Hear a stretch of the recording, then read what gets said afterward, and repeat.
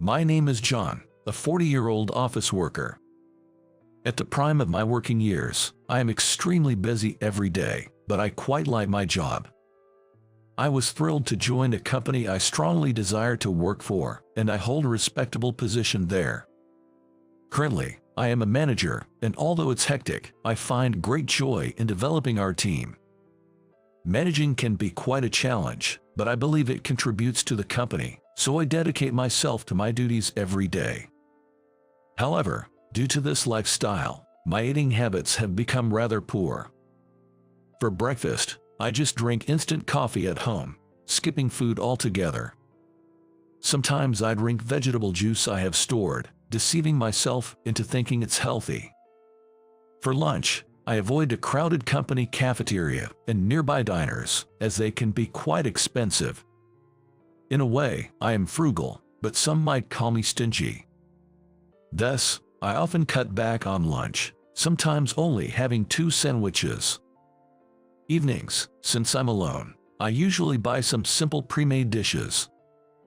There's a 24-hour supermarket near my home, so I can stop by even after working late. The reason I'm alone at night is that I'm single.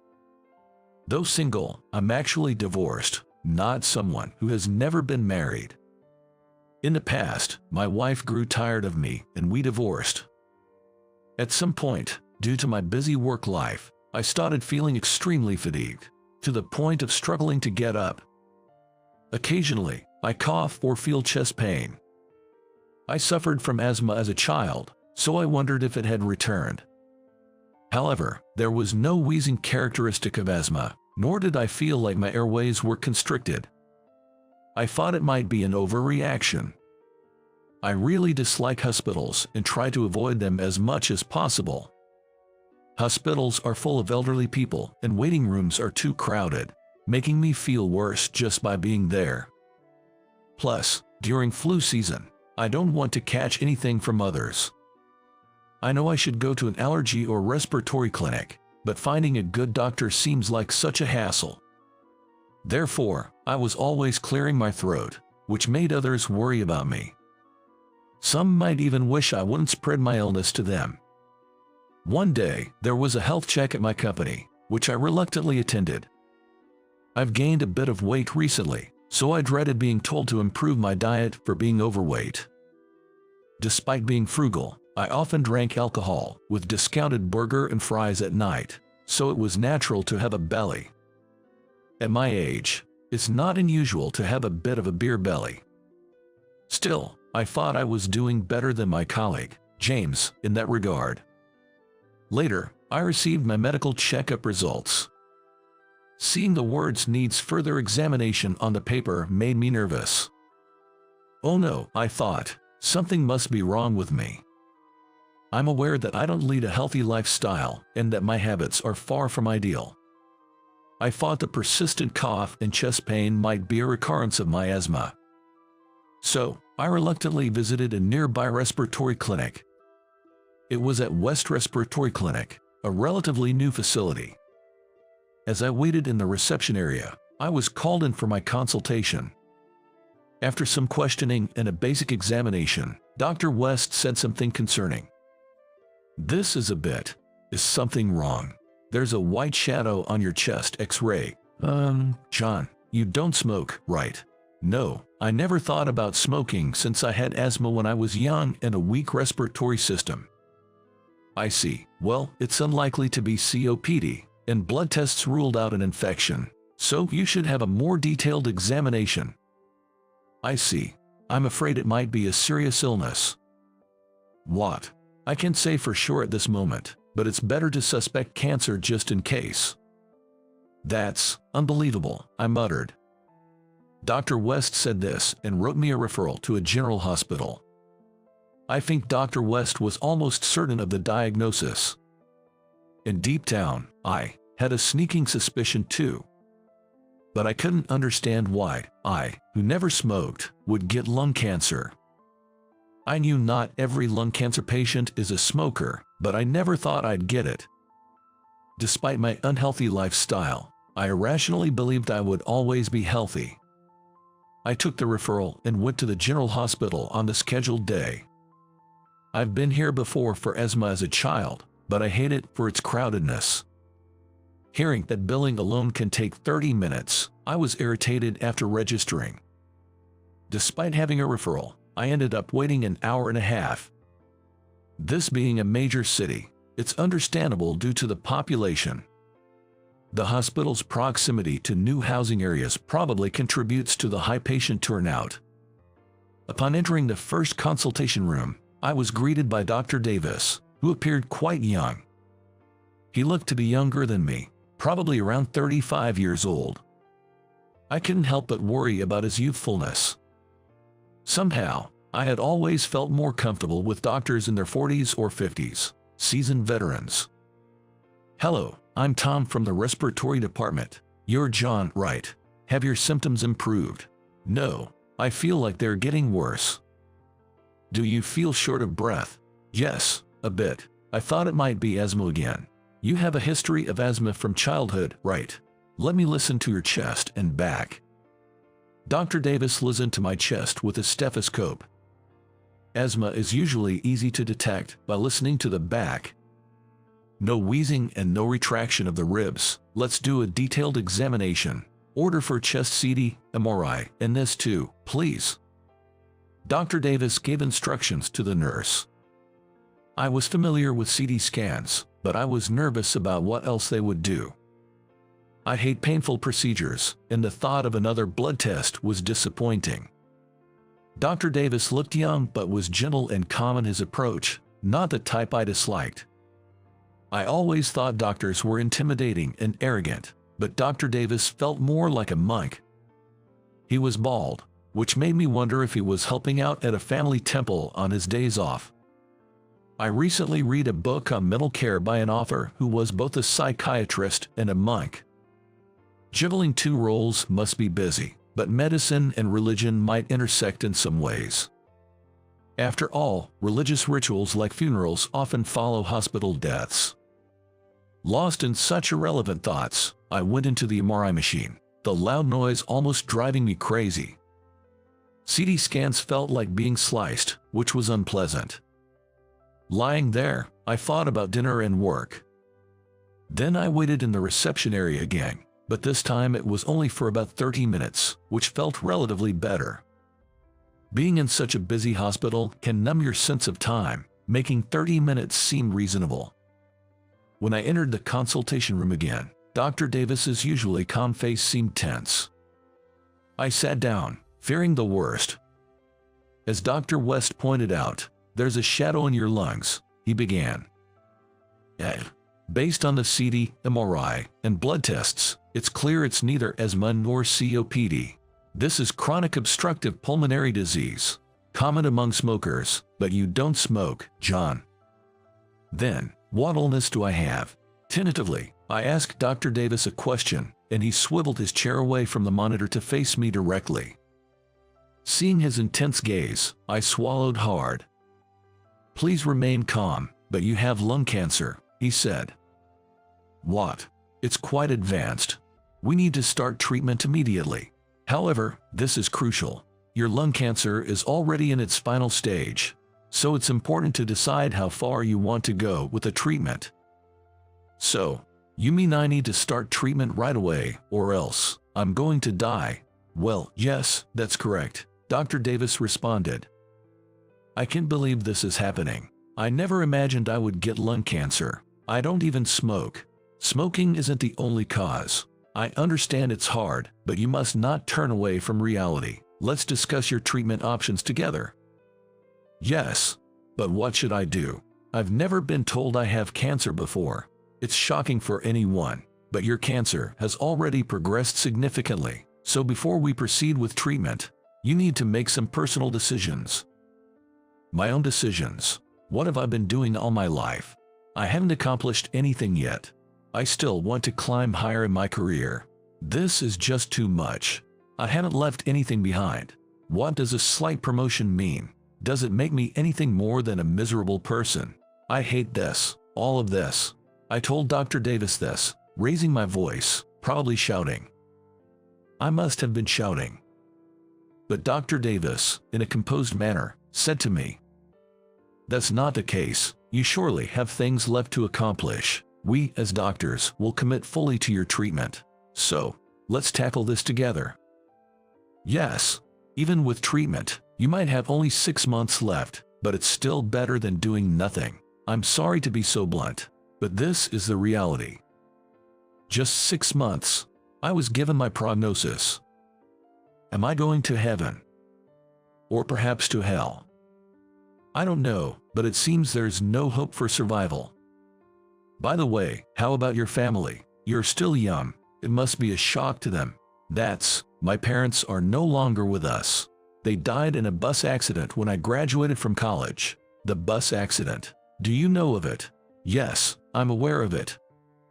My parents were on that bus. They were coming to visit me when I moved here for a job, and then the bus overturned. There were many casualties, and my parents never returned. I'm so sorry to hear that. I shouldn't have asked. My apologies.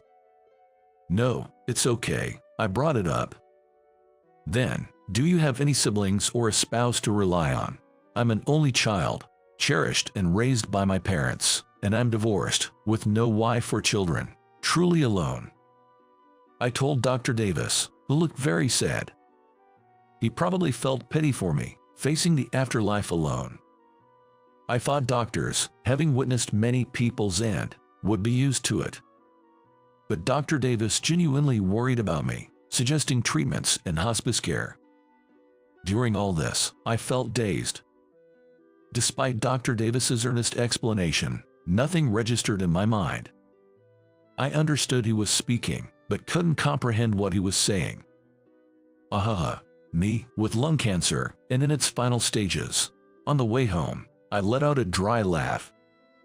Muttering to myself, a passing high school girl said, "That's scary." A man like me, muttering alone, with a vacant look, must seem creepy and scary. But at that moment, I was too preoccupied with my future to care about anyone's comments. Work was a major part of those thoughts. My life has been devoted to work. It's not an exaggeration to say I've dedicated my life to it. Next month, a new project starts, with my subordinate Bob playing a key role. If Bob fails, it's also my responsibility as his mentor. Plus, there's a proposal due the day after tomorrow, adding to my cluttered thoughts. I was worried about what to say to my company. I don't have long to live. No matter how hard I try in treatment, I won't make it to retirement. Today, I used my company's paid leave for the first time to go to the hospital. I used to save my paid leave for more meaningful things and tried not to take it, but with recent labor laws, I had no choice. I thought of myself as a corporate slave. While the company itself is healthy with good communication, I chose this path and achieved my current position. That's exactly why I couldn't bring myself to say something like, "I have cancer, so I need to reduce my workload or please prioritize my health." It was a matter of pride as an office worker, or rather, just my silly ego. The next day, I went to the office. I informed the HR department and my direct supervisor that I had terminal lung cancer. They both looked shocked and cast pitying glances my way. Being pitied like that just made things harder for me. I wished they would treat me as usual, but I knew that was impossible. It's difficult not to feel sorry for someone who you know doesn't have much time left. After that, I continued to work as usual. But the cancer took its toll, causing pain and making it hard for me to concentrate on my work. I also suffered from side effects of the medication, frequently experiencing vomiting and diarrhea. My hair started falling out, and my once thick head of hair began to thin, revealing my scalp. At 40 years old, I used to have thicker hair than my peers and colleagues of the same age, but it gradually thinned to the point where my scalp was visible. I remember being horrified when I woke up and found clumps of hair on my pillow. So, I ended up using a lot of lint rollers. Hair was falling everywhere, and I found myself having to clean daily with adhesive lint rollers. I can't take it anymore. Why do I have to endure such hardship every day just to continue treatment? I hate radiation therapy. I'm just a burden to everyone at work, and they all pity me. What am I doing? I want to end this. There's no point in living anymore. After all, I'm going to die soon. I had lost the will to live. But when I saw Dr. Davis at my next appointment, he gave me courage. Turns out, Dr. Davis's family home was indeed a church. Although I never believed in religion, listening to him made me appreciate Christian. So, I read a beginner's book on Christian and found it surprisingly interesting.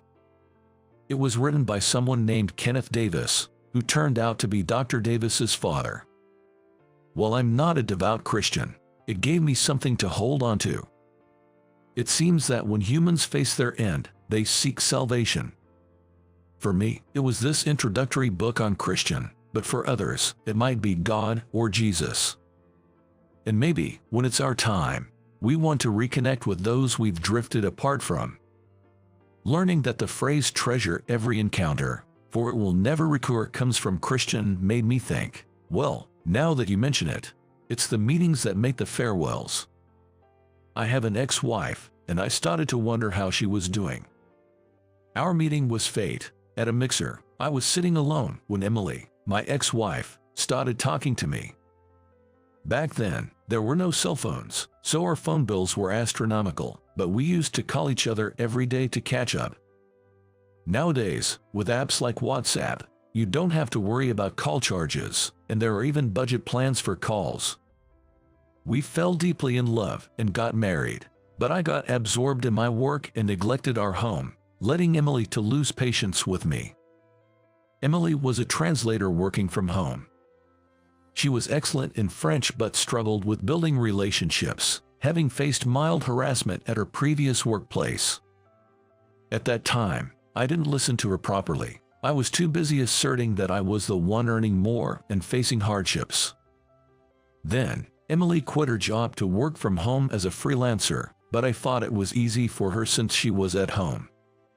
She would stay up late working, sometimes even pulling all-nighters. Yet, I arrogantly believed I was superior because I was climbing the corporate ladder. Looking back, I was a terrible person. I wanted to tell her that my life wouldn't be long now.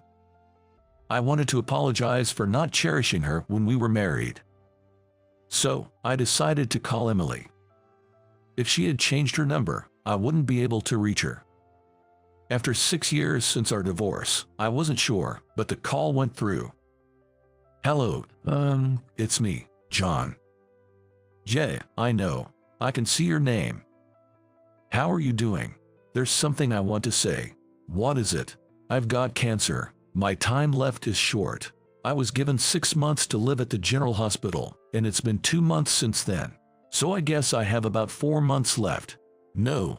Emily's voice sounded a bit strained. Even though we were divorced, we had once been husband and wife. Realizing she was shocked made me feel both a bit happy and sad. Emily, I want to apologize to you. When we were married, I never really listened to you. I thought I was the only one having a hard time, but you had it tough too, working and doing household chores. Yeah. So, I want to meet you one last time. I want to apologize to you in person. Okay, then, let's meet at a cafe on Saturday. Sure, but which cafe? The Ensemble. Ah, I know it. I can get there. See you then. And so, on the following Saturday, I decided to go to Ensemble, the designated cafe. I'm frugal, so I don't go to cafes for my own enjoyment, but I do go there to adjust time before meeting clients. Our company is quite generous with the sales team, covering such expenses. The cafe has a calm atmosphere with a retro interior, and it even has a kids menu, so sometimes there are mom gatherings. The cafe had a retro and serene interior. As I approached with nervous steps, I saw Emily through the window. When she noticed me, she came to the entrance to greet me. Thanks for coming. No, I was the one who wanted to meet. Sorry for springing this on you suddenly. It must be confusing. An ex-husband with cancer. I have terminal lung cancer, and because of the medication, my hair has fallen out. I'm wearing a wig now. I see. Haha, I guess I didn't want to look bad in front of you, my ex-wife. I dressed up. How do I look? Does it suit me? Yeah, John, you look young, and that shirt suits you. You too, Emily. You still look so young. You could pass for early 30s. Stop. I don't need flattery. There's someone I want you to meet. I thought it might be Emily's new husband. But if it was her new husband, why bring me here? It didn't make sense. And there was no man in the cafe who looked like he could be her new husband. Here she comes. Look, over there. Emily pointed, and I saw her mother and a little girl. Emily's mother, my former mother-in-law, seemed a bit smaller than before. But who was this girl? I thought she might be a relative's child, but then Emily said something unbelievable. I'm sorry I kept it a secret from you, but that girl is ours. Wait, when we split up, I was in the early stages of pregnancy and didn't even show yet. After the divorce, I felt unwell, went to the hospital, and they told me I was pregnant. So, I've been living all this time not knowing I had a daughter, not paying child support, just living carefree. John, I don't want you to feel guilty. I never liked kids and didn't want to have any, but after she was born, I realized how precious she is. I'm sorry, you always wanted kids and I wasn't ready, but now, she's my precious daughter. I never intended to ask you for child support. Emily indeed never liked small children. She had even said she wanted to live as a childless, working couple. I'm an only child, and my parents passed away after I graduated, so I always longed for a warm family. I dreamed of having a child, doing barbecues, and camping together. When I was a kid, my outdoorsy father always got excited about preparations as summer approached. On holidays, we'd all go out for outdoor adventures. Influenced by my father, I wanted to enjoy the outdoors with my child. But Emily was adamant about not wanting kids and refused to try for a baby. We weren't completely abstinent as a couple, so I guess that's when it happened. Emily knew she disliked children and doubted her ability to raise one, so she deliberately didn't ask for child support. She probably thought I would accuse her of being after money despite her dislike of children. Her name is Linda. She was just at a friend's house until now. My mother brought her here. I see, Linda. That's a nice name. She seems to be popular and cheerful at kindergarten. Of course, Linda doesn't know she has a father. I told her he's in heaven. I'm sorry for lying. No, it's okay. I haven't done anything for Linda until now, anyway.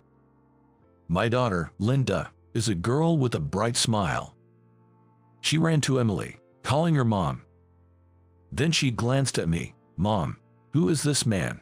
Linda asked. This person is. Emily seemed hesitant to say anything. She couldn't tell her I was still around and not in heaven. Seeing Emily in trouble, I quickly answered. Nice to meet you, Linda, right? I'm a relative, Uncle John. Really? A relative? Huh? Have we met before, or do you live far away? Yeah, I live in a faraway city. I've been too busy with work to meet you until now, but I'm happy to meet you, Linda. Yay, I am happy to meet you too. You seem kind. I'm nice to everyone at kindergarten. I can read now, so I read picture books to them. Is that so? You can read already. That's great. Did Mom teach you? Yes, we have alphabet cards in the bathroom. I love baths. I learned it by playing quizzes with Mom in the bath. I see. You'll be fine in school then. When I go to school, I'll study hard. I saw a doctor drama recently. It was a bit difficult, but it was about doctors treating a disease called cancer. I'm going to study a lot and become a doctor after I graduate from school. Then I can cure people with cancer. That's amazing. Linda seems precocious, already watching dramas. Girls often mature early, playing with makeup and watching dramas with their parents from a young age. I remembered there was a medical drama recently. I think it was called Go For It, Doctor, inspired by the doctor in the show. Linda wants to become a doctor in the future. I've seen bits of that drama. The protagonist, a doctor, performs complex surgeries. That's probably why Linda aspires to be like her. Having lung cancer myself, I was startled when Linda talked about it. I thought she might know about my cancer and was saying this because of it, but Linda isn't supposed to know, so that's unlikely. If Emily had told her, it's passable, but I don't think Emily would do that. She was just innocently sharing her dream. When's your birthday, John? I'm good at drawing, so I'll draw a portrait for you. Come on. I won't be here for my next birthday. I probably won't be in this world by then. I forgot when my birthday is. That's weird. How can you forget your own birthday? Well, I'm old now, so. Mom, you remember your birthday, right? Yes, I do. My birthday is soon. It's June 20th. Is that so? That's practically next week, I thought. I hadn't prepared a gift for my daughter Linda. After all, I didn't even know I had a daughter. Then, maybe I should prepare something for Linda. What would you like, Linda? I want a daddy. My daddy went to heaven, Mom said. She said he's in the sky and we can't see him anymore, right, Mom? Yes, that's right. But, you know, I still want a daddy. All my friends have dads who play with them. I don't have one, so no one can give me piggyback rides. I see, but you can't really buy dads at a store, can you? Dads for sale at a store. That would be weird, John. I think my smile was a bit strained. My heart felt unbearably heavy. I can't blame my ex-wife Emily for lying. After all, I was the one who neglected our family and didn't listen to Emily, leading to our divorce. And now, I can't just arrogantly say, then, I'll be your dad, or I am your dad. It felt like my heart was about to burst, so I brushed it off lightly. Then, Linda laughed heartily. Her smile was somehow bittersweet, increasing the ache in my chest. This pain wasn't from my illness. While my lung cancer does cause chest pain, it was Linda's words that made my heart feel crushed with sorrow. Then, I can't be a dad, but if you're okay with me, let's go play now. Really? Is Mom coming too? Yes, I'll come along, Emily said. Yay, let's go to the park. First, let's eat something. You haven't eaten yet, right? I'm hungry. I'll pay, so you can have a kid's meal. Really? Yay, yay. I want the one with the flag. You can have a juice too. Linda then enjoyed a kid's meal at the cafe. Emily's mother, my former mother-in-law, left soon after, probably knowing about my limited time left. She looked at me with warm eyes. Despite having ruined her daughter, she showed me compassion. I felt sorry for not being a better person when I had the chance. Then, we all went to the park. Watching Emily and Linda play on the slide, my heart warmed. Maybe, just maybe, I could have a family again. And it might be selfish, but it could be a chance to feel like a father once more. But that's just my self-indulgent fantasy. I wanted to reveal that I was her father, but I restrained myself. On Linda's birthday, I met her again and gave her a drawing set. She was really happy about it. Since she wants to be a doctor in the future, I also gave her a children's book titled The Wonders of the Human Body. I hope it will be useful to her someday. John, this is for you. What's this? A letter for you to read at home. Thank you, I'll read it later. When I got home and opened the envelope, this is what was written inside. Dad, thank you. Stay healthy forever. Did I manage to do something for Linda? Even though that birthday present might be my last, I'll watch over Linda and Emily from heaven. Although I might end up in hell for being who I am, I still wish I could gently watch over them from the sky if possible.